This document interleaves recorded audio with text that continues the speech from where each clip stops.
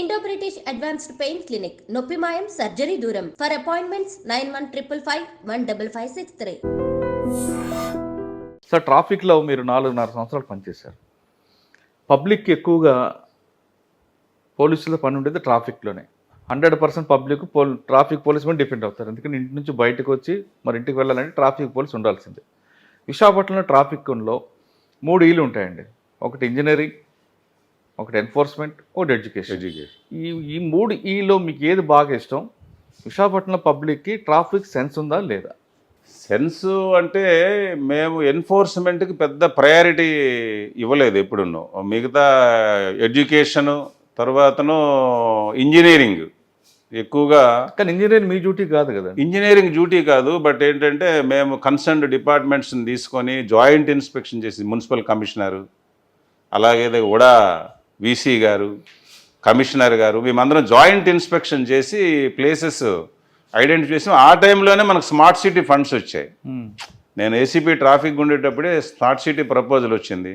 ఇప్పుడు 100 ప్లేసుల్లో సిగ్నల్స్ ఆ రోజుల్లో ఆన్ పేపర్ ఇప్పటికీ ఫైల్ ఉంటుంది. నేను ప్లేసులు ఎక్కడ మా సిపి గారు వేరెవర్ సిగ్నల్స్ రిక్వైర్డ్ మీరు ప్రపోజ్ చేయండి. ఫస్ట్ ఫేజ్లో 150 ట్రాఫిక్ సిగ్నల్స్ని పెట్టించాము.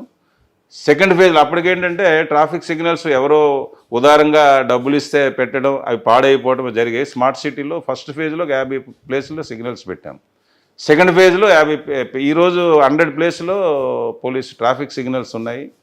అదేవిధంగా రోడ్ వైడనింగ్స్, తర్వాత చిన్న చిన్న ట్రాఫిక్ ఎక్కడెక్కడైతే ప్రాబ్లమ్స్ చేంజెస్ అవన్నీ ఈవెన్ మున్సిపల్ కమిషనర్ కానీ, ఉడా వీసీ గారు కానీ వీళ్ళ కోఆపరేషన్ చాలా ఉండేది. ఏదైనా ఫండ్స్ ఉంటే అడిగితే ఇచ్చేవాళ్ళు వాళ్ళు. దాంతో ట్రాఫిక్లో చాలా మటుకు ఎన్ఫోర్స్మెంట్ లీస్ట్ ప్రయారిటీ ఇచ్చేవాళ్ళం అప్పుడు. ఇప్పుడు ఎందుకంటే అవేర్నెస్ వాళ్ళకి పెద్దగా ఉండదు, అవేర్నెస్ లేక. మరి ఎడ్యుకేషన్ చేశారు? ఎడ్యుకేషన్ చాలా మటుకు ఎడ్యుకేషన్ చేయించాము, స్కూల్స్కి వెళ్ళాము, చెప్పాము. అదేవిధంగా డ్రంక్ అండ్ డ్రైవింగ్లో పట్టుకొని కౌన్సిలింగ్, డ్రంక్ అండ్ డ్రైవింగ్ పట్టుకొని ఒక 500 మందిని మా గ్రౌండ్లో పిలిచి వాళ్ళ పేరెంట్స్ని కానీ వాళ్ళ బ్లడ్ రిలేటివ్స్ని పిలవటం, తాగి ఎవరు యాక్సిడెంట్ చేసి ఎవరు ఇబ్బంది పడ్డారో వాళ్ళ చనిపోయారు వాళ్ళ పేరెంట్స్ని పిలిచి వాళ్ళతో చెప్పించడం, ఇలా జరిగింది అని చెప్పేసి ఆ రకమైన చేసి చాలా డ్రంక్ అండ్ డ్రైవింగ్లో అయితే చాలా అవేర్నెస్ క్రియేట్ చేశాం. మరి ట్రాఫిక్ మీద పబ్లిక్కి సెన్స్ ఉందంటారు లేదంటారు? అంటే ఇప్పుడు రోజు రోజుకి పెరుగుతుంది సెన్స్. అయితే కంప్లీట్గా లేదు. పోలీస్ ఆఫీసర్ ఉంటే ఒక రకమైన బిహేవియర్, ఆఫీసర్ లేకపోతే ఇంకొక రకమైన బిహేవియర్, ఇంకా మారటం లేదు. అది కరెక్ట్ కాదు. అది కాదు. ట్రాఫిక్ సెన్స్ అనేది పెరగాల, చాలా తక్కువగానే ఉంది ట్రాఫిక్ సెన్స్. ఆఫీసర్ ఉంటే ఒక రకమైన యాటిట్యూడ్ ఉంటుంది పబ్లిక్లో. సెల్ఫ్ డిసిప్లిన్ అనేది చాలా మందిలో తక్కువ. ఎందుకండి ఆ విధంగా తయారవుతున్న కారణం ఏమనుకోవచ్చు? నిర్లక్ష్యం లేక, లేదు ఎవరైనా పట్టుకుంటే మళ్ళీ ఏం చేయలేరు అనే ధీమా? అంటే నేను ఇప్పుడు చెప్తుంటాను, పబ్లిక్ క్వశ్చన్ చేసే తత్వం ఉండాలి. ఇప్పుడు అన్ని దగ్గరలో పోలీసు ఉండలేరు.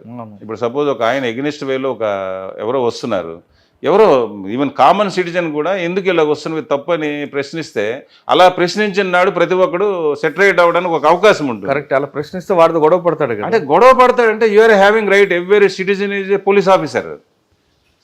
క్రిమినల్ ప్రొసీజర్ కోడ్లో ప్రతి పౌరుడు పోలీస్ అనేది ఒక వర్డ్ ఉంటుంది అక్కడ ఉంది.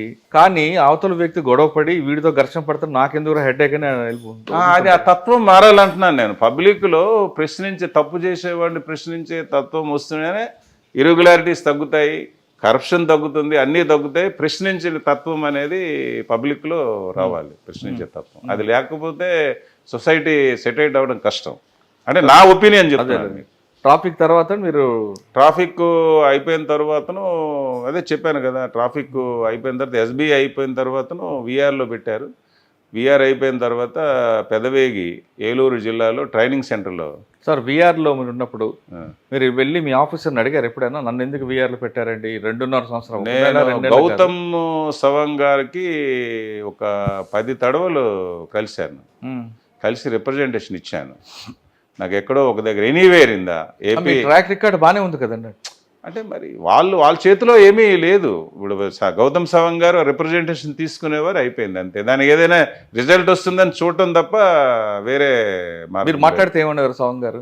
చూస్తామనేవారు సవాంగ్ గారు. నేనేంటంటే రిప్రజెంటేషన్లో కూడా ఎనీవేర్ ఎక్కడో ఒక దగ్గర ప్లేస్మెంట్ ఇవ్వండి, పోస్టింగ్ ఇవ్వండి అని.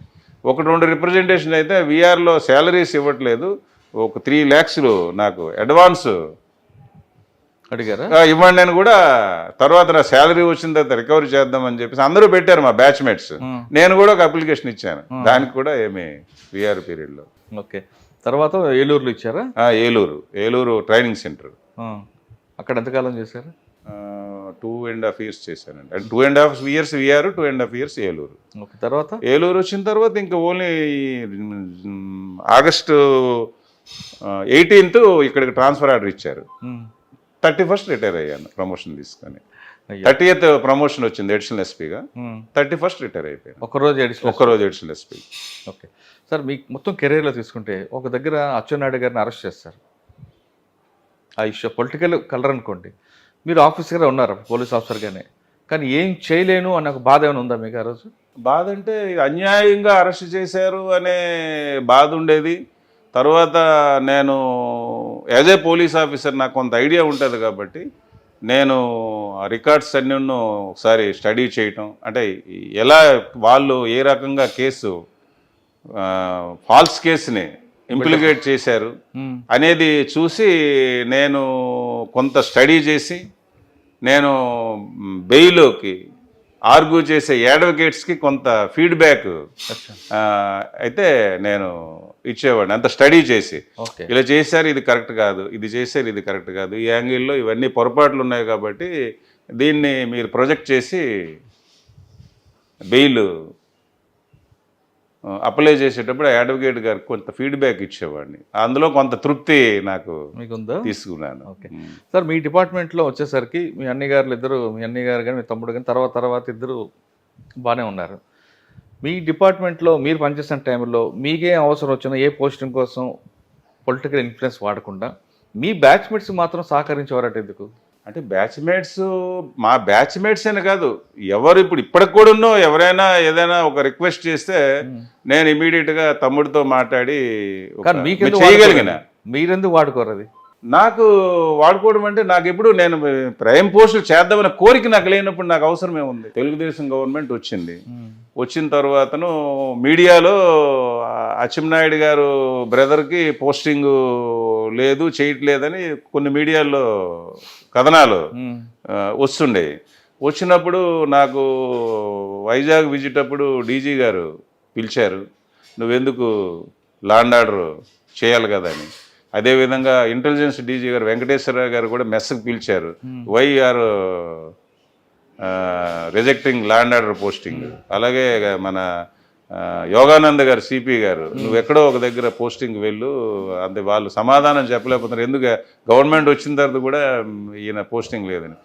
నేను లా అండ్ ఆర్డర్ చేయను సార్, చేసి ఈయన అది చేశాడు, ఇది చేయలేదు, పార్టీ పరంగా ఈ రకమైన ఇబ్బందులు నేను ఫేస్ చేయలేను. ట్రాఫిక్ అనుకోండి, నేను ఏదో ఎన్ఫోర్స్మెంట్ ఇవన్నీ ఎడ్యుకేషన్ ఇవన్నీ ఉంటాయి కాబట్టి ప్రాబ్లం లేదు, నేను లా and order I don't want law and order చెప్పాను నేను. కాబట్టి నాకు రికమెండింగ్ అవసరం, లా అండ్ ఆర్డర్ కావాలనుకుంటే రికమెండ్ చేయాలి, అవసరం లేదు. బట్ బ్యాచ్మేట్స్ కానీ బ్యాచ్మేట్స్ అని కదా, ఎవరైనా వస్తే ఏదైనా సపోజు ఎవరైనా పనిష్మెంట్స్ ఉన్నాయి, దానికి ఏదో జెన్యున్కి అంటే ఏముంది, తమ్ముడితో మాట్లాడి ఏదైనా అవకాశం ఉంటే హెల్ప్ చేయమని చెప్పేసి మాత్రం నేను రామ్మోహన్ నాయుడికి చెప్తాను. ఇప్పటికైనా ఏదైనా ఉంటే అన్నీ అవుతాయి, పనులన్నీ అవ్వు. పబ్లిక్లో చాలా కోరికలు ఉంటాయి, బట్ ఆ కోరికలు అవ్వదు. ఎందుకంటే గవర్నమెంట్ రూల్స్ రెగ్యులేషన్స్ తర్వాత ప్రొసీజర్స్ ఉంటాయి కదా, ఆ ప్రొసీజర్స్లో ఎక్కడైనా డిలే అయితే మన తరఫు నుంచి కొంత సాయం పవర్ ఉందని మనం చేయలేము.